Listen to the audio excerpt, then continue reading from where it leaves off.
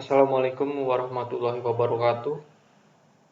Perkenalkan, nama saya Noval Hafiz Abdian dengan NIM 7211419112. Di sini saya akan mempresentasikan bab 2 tentang sistem informasi untuk keunggulan kompetitif. Nah, ini adalah model sistem umum perusahaan. Bisa dilihat di gambar sini. Aliran sumber daya fisik. Sumber daya fisik sebuah perusahaan meliputi pegawai, bahan baku, mesin, dan uang.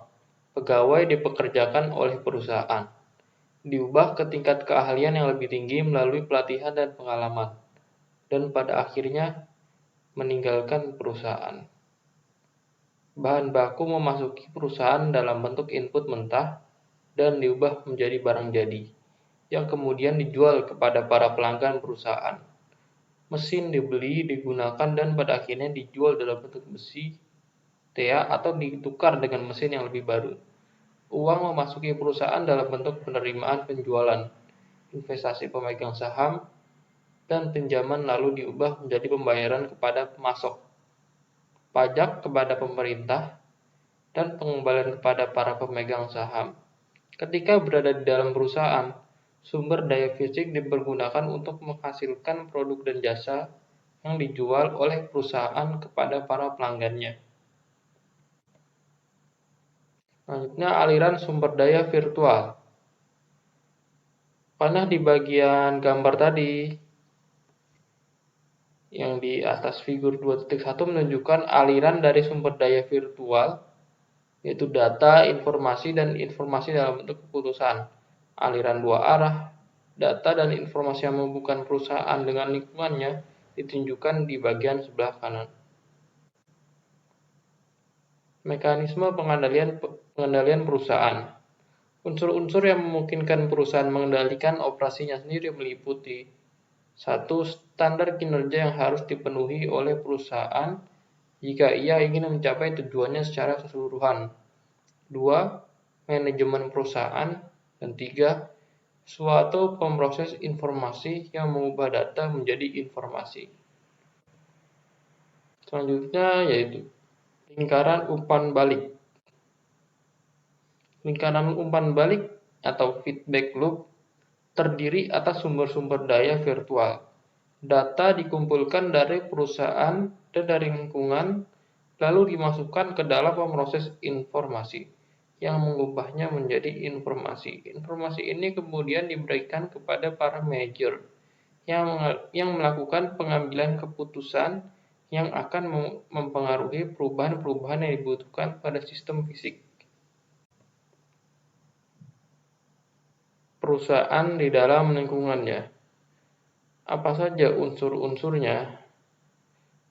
Yang pertama ada pemasok, lalu pelanggan, serikat pekerja, komunitas keuangan, pemegang saham, pesaing, pemerintah, dan komunitas global.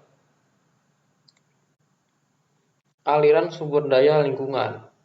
Aliran yang umum terjadi meliputi aliran informasi dari pelanggan, aliran bahan baku kepada pelanggan, aliran uang kepada pemegang saham, dan aliran bahan baku dari pemasok. Aliran yang lebih jarang terjadi meliputi aliran uang dari pemerintah, aliran bahan baku kepada pemasok, dan aliran pegawai kepada pesaing.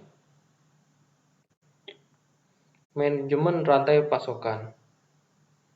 Manajemen rantai pasokan terdiri dari aktivitas berikut ini, yaitu meramalkan permintaan pelanggan, membuat jadwal produksi, menyiapkan jaringan transportasi, menerima persediaan dari pemasok, mengelola persediaan, dan melakukan transportasi sumber daya kepada perusahaan.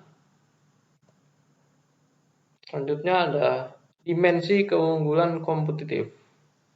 Ada 3, yaitu yang pertama keunggulan strategis, yang kedua keunggulan taktis, dan ketiga keunggulan operasional. Yang pertama, keunggulan strategis adalah keunggulan yang memiliki dampak fundamental dalam membentuk operasi perusahaan. Sistem informasi dapat digunakan untuk menciptakan suatu keunggulan strategis. Sebagai contoh, sebuah perusahaan dapat memutuskan untuk mengubah seluruh datanya menjadi basis data dengan slot penghubung standar guna kemungkinan berbagi dengan sekutu-sekutu bisnis dan pelanggannya.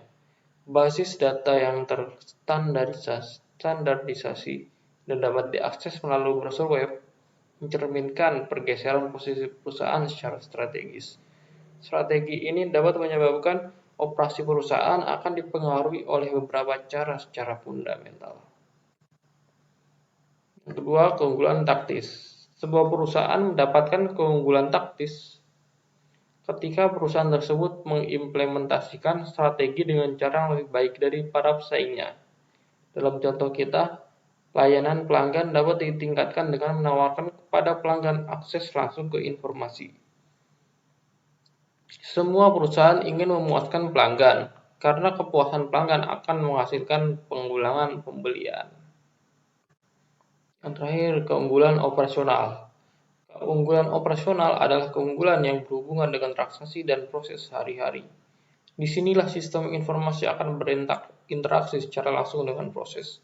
Suatu situs web yang mengingat pelanggan dan preferensi mereka dari transaksi-transaksi masa lalu akan mencerminkan suatu keunggulan. Beberapa tantangan dalam mengembangkan sistem informasi global, diantaranya ada kendala politis, rintangan budaya dan komunikasi, masalah teknologi, dan kurangnya dukungan dari manajemen anak perusahaan. Terakhir, selanjutnya ada dimensi informasi. Ketika pengembang sistem, bisa pengguna maupun spesialis informasi, mendefinisikan output yang diberikan oleh perusahaan informasi, mereka akan mempertimbangkan 4 dimensi dasar informasi, yaitu relevansi, akurasi, ketepatan waktu, dan kelengkapan. Yang terakhir ada perencanaan strategis bagi perusahaan. Ketika para eksekutif sebuah perusahaan sepenuhnya memiliki komitmen pada perencanaan strategis, mereka melihat adanya kebutuhan bagi masing-masing area bisnis untuk mengembangkan rencana strategisnya sendiri. Rencana area bisnis ini akan merinci bagaimana area-area tersebut akan mendukung usaha ketika berusaha mencapai sasaran strategisnya. Salah satu pendekatan pada perencanaan strategis area bisnis adalah untuk setiap area membuat rencananya sendiri secara terpisah dari area-area yang lain. Akan tetapi pendekatan seperti ini tidak dapat memastikan bahwa area-area akan dapat bekerja sama dengan baik. Sekian dari presentasi saya, kurang lebihnya mohon maaf. Wassalamualaikum warahmatullahi wabarakatuh.